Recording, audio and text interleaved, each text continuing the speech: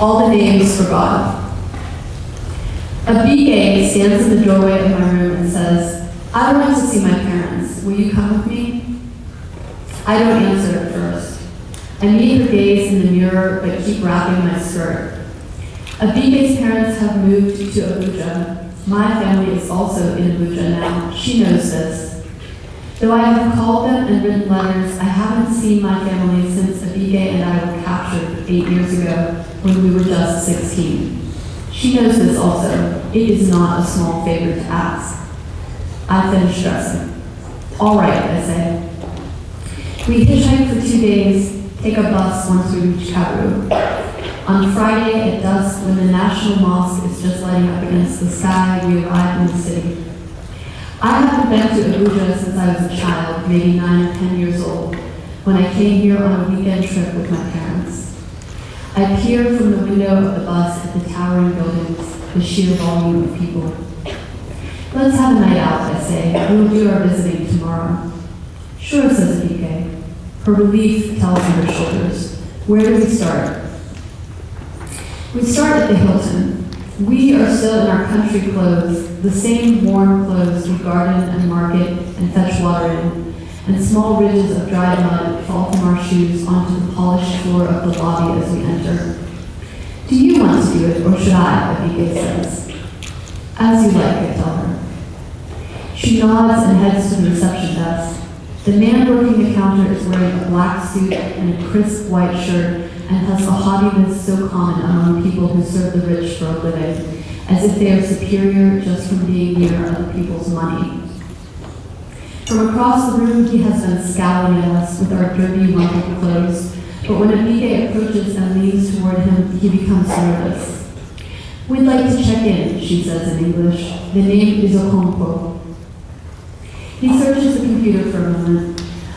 I'm sorry, madam. I don't see anything under that name for tonight. Abike frowns. What kind of service is this? We've had reservations for months. The man taps at the keyboard we go. No, I'm very sorry. Well, she says, don't you have anything? Is the hotel full? We have some rooms on the 9th floor with 2 queen beds. Well, that's fine, she says, but we're very upset.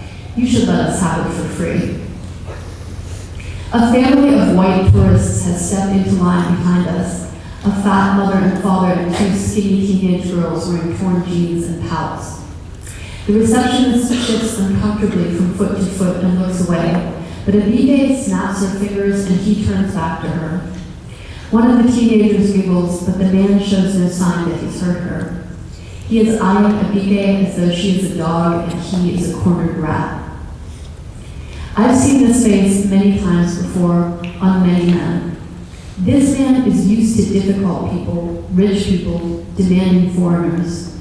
He is used to coolly and politely declining unreasonable requests, but this time he finds he can't do it. He looks as though he would like to cry.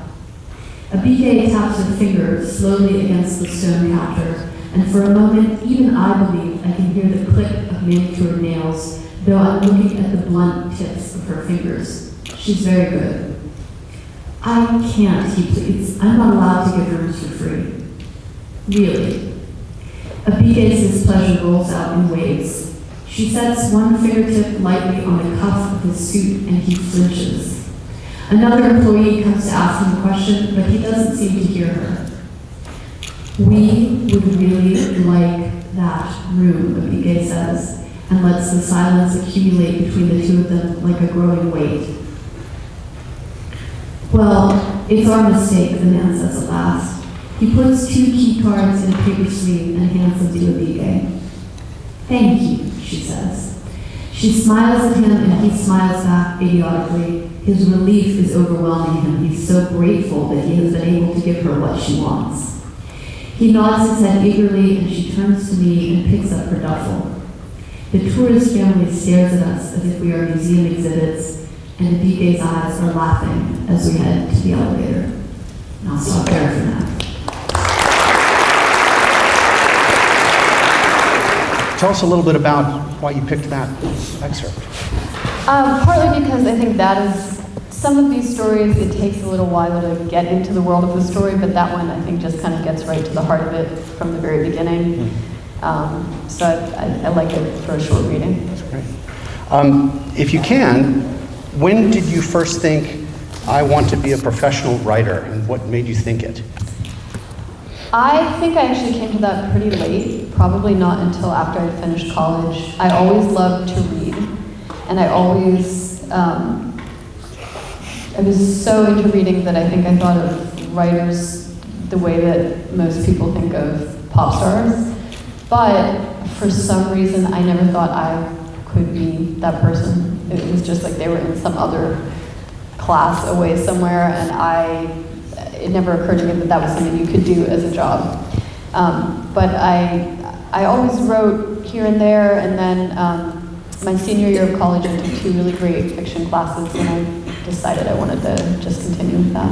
And it's been that way ever since? It has been that way ever since. I mean, I've had some, detours where I had to do other things to pay the bills, but yes. Sure. As Lau was suggesting, in your collection that sits here, which is a lovely book, you should all read it, we have copies in the library, it has such a diverse range of things in it from different places, some things that are very realistic, some things that are whimsical, supernatural even, a lot of things. What would you say is something that brings them all together? What if there's anything that you would identify? Yeah, so the story that I just read from, I took the title of the book from that story, but I chose it because when I look at all the stories as a group, I found that they were all examining the things that people put their faith in one way or another. So sometimes literally it's religion, but more often it's something else. It's science or nature or art. And I realized that even though I'd written these stories over many years, I was always coming back to that idea of what are the forces bigger than us that we put our faith in and are sometimes hurt by. So was that something you were doing consciously, or did it sort of emerge out of a whole body of work you'd been doing? Yeah, it definitely was not conscious.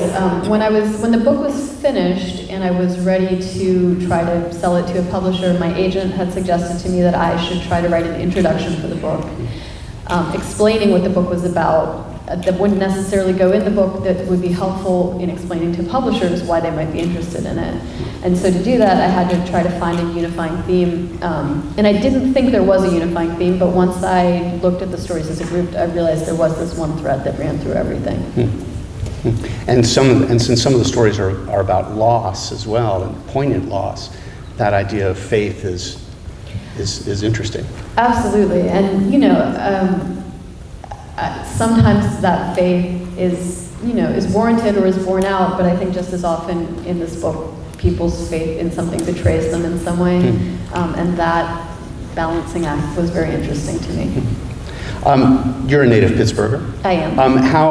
What would you say has been a big influence about the environment of this area that has influenced your writing or your work?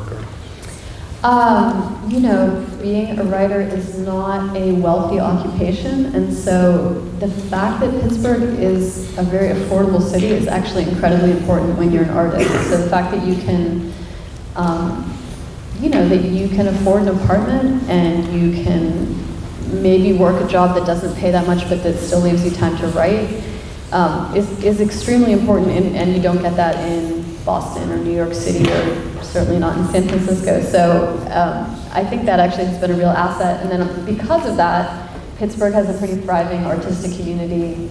So there are a lot of writers here, there are a lot of visual artists and dancers and theater people, and just having the support and interaction with those people has been great.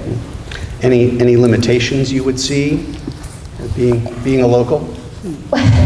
It's funny, I do write a lot of stories that have a very defined sense of place, where the landscape comes into the story a lot, but I almost never write about Pittsburgh. There's one story here that part of it is set in Pittsburgh, and I think it's the only story I've ever written set in Pittsburgh. So I don't know, my stories tend to be in more there's a story that's set in a cave, there's a story that's set in a national park. They tend to be in these more kind of wild landscapes, and I don't think there's a whole lot of that in Pittsburgh, but I've done plenty of traveling to kind of bring that in. So as a full-time teacher, obviously you're going to have to manage your time very carefully if you want to make sure that you get any writing work done on your own. What suggestions would you offer any aspiring writers sitting before you to manage their own coursework and activities and such, along with writing or other creative work that they might like to do? So the conventional wisdom about writing, and I think this again applies to any creative work, is that you should write at the same time every day, set aside a block of time, write at the same time every day, whether it's first thing in the morning or right before you go to bed or whenever you can manage it. And I think that is absolutely excellent advice, but I would say I have never done that in my entire life, ever. So I encourage you to do that if you are able to do that. But what I think is second best, and what I do is, almost every writer I know is a terrible procrastinator. We only get things done on deadline, and so my solution has just been to create a bunch of deadlines for myself.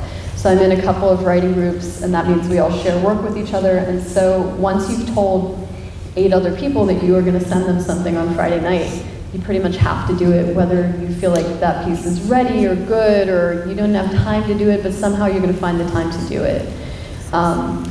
And so I think my advice there is just to know yourself and know how you work best and not worry so much about what is the quote-unquote best way to do things. Really what matters is at the end of the day or the week or the month, have you written anything? And if everything you wrote was written at 2 in the morning on a all-nighter coffee bender because it was due the next day, it's better than nothing. And don't be hard on yourself for taking that approach. And you were suggesting sort of external accountability? If Yes. you have others External to do? accountability is great. So yes, if you can, but it has to be, so I think a lot of people will say, okay, I have a friend and we both like to write and we're going to exchange work. But if they're your friend, it's pretty easy to email them and say, mine's not done, can we wait another week? And they'll say, oh great, mine's not done either, let's wait another week. And then quickly you don't get anything done. So it's good to have a group of people or some other, so sometimes I'll tell people, find a contest that you want to enter because that has a hard deadline. Pay the contest fee in advance if you can, because that'll really push you to get the thing finished because you've already lost the money. It's ridiculous. It's like you are tricking yourself into doing this work, but I find that actually works for a lot of people, so it's worth a try. That's great. What sorts of things are you reading right now? Have any suggestions for us? Yeah, so I'm always reading a mix of, I read a lot of science fiction and fantasy because I really enjoy those types of writing, and then I also read more sort of literary fiction and nonfiction. So I'm reading a book right now called Boy, Snow, Bird by Helen Oyeyemi. It's a retelling of the Snow White fairy tale in novel form, set in the early 1900s, and it is really excellent. What else am I reading right now? I just finished a book called The Hazelwood, which I don't know if anyone's read, which is also sort of a fairy tale turned real life kind of exploration. And then I've also been trying to read some work by local authors, which I always do, but it just happens that a lot of local authors that I love have books out right now. So Sharon Dilworth has a book out called Two Sides, Three Rivers, which is a bunch of stories set in Pittsburgh, and I've been really enjoying that as well. When you read these things, are you thinking about how they might be interesting in relation to your own writing, or is it the sort of thing that you're sort of consciously not thinking about that because you want to not think about your own work for a little while, or how do you approach that? I try not to think about that, not because I'm not trying to think about my own work, but because in fact it is very easy to to kind of adopt the style or the voice of another writer, and so I almost never will read and then immediately sit down and write.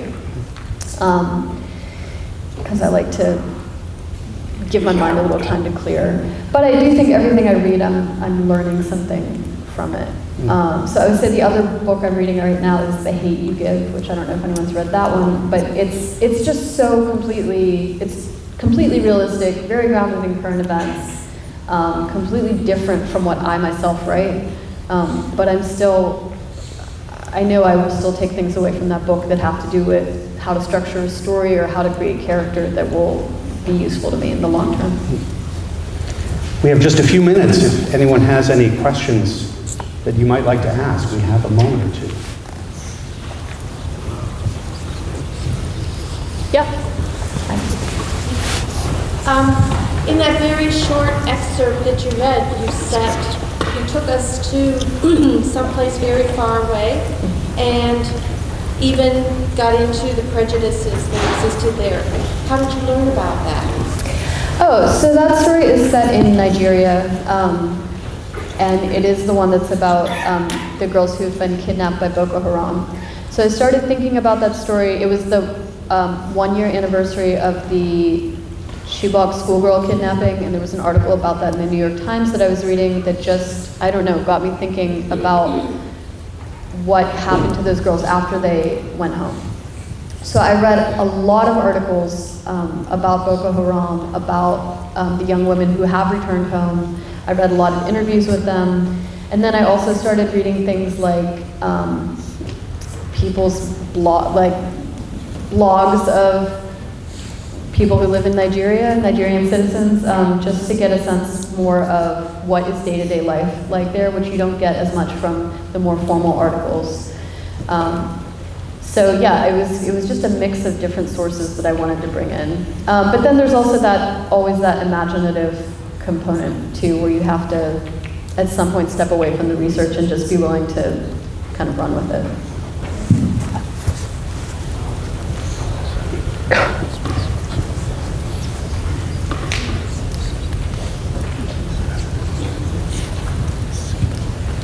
All right, lightning round. Laptop or notebook? Oh, laptop. Well, okay, sorry. Laptop for first drafts, notebook for revision. Okay. Favorite writing break snack? Favorite writing break snack? Yeah. Coffee. Okay. Do you have, in your reading, do you have any guilty pleasures with your readings? In my reading, I love young adult books, and including books that are maybe not terribly well written. I'm going to say like Twilight Book 4, incredible.